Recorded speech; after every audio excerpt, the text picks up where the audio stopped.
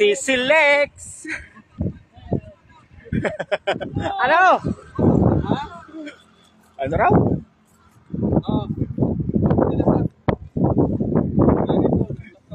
Tao pala rito. Ang ganda ng pwesto mo dyan.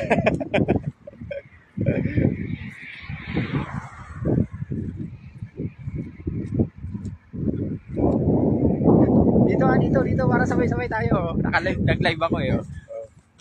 Meron kang connection? Meron. 55 viewers. Hello sa mga viewers dyan. Dito kami sa CSLX. Kasama si... Good morning, Puente Hotel de Cebu. Hi, good morning po. Magandang umaga Luzon, Visayas at Mindanao. Andito po yung the Philippine Looper, Mr. Ferdinand de la Merced. I am here with Miss Nina. She is our purchaser and our staff, our room boy. This is Manny Saison.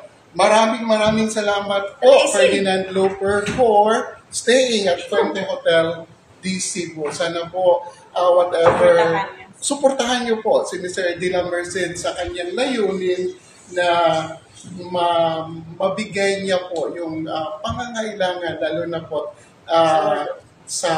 nasalanta po tayo ng bagyo at saka lindol. Sana po maitulungan natin si Mr. Merced sa kanyang pakay at layunin niya sa buhay.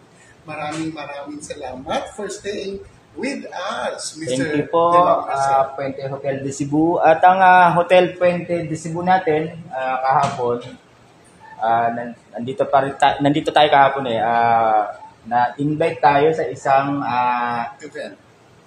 event. Then, tapos na yung event natin. Na-invite tayo sa isang island natin dito sa Cebu, yung Santiago, Camotes. Santiago. Yan sa may Camotes Island, camping site. Yan, invite tayo ron. Dahil nga, may pag-uusap na rin tayo ng LGU natin dito na iikot muna ako dun sa kabila.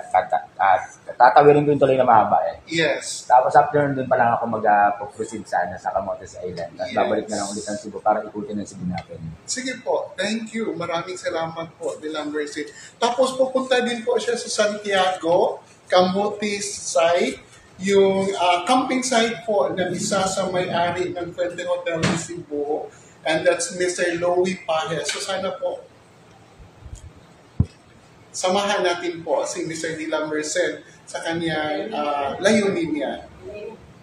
Salamat po, Puente Hotel de Cebu. Welcome po.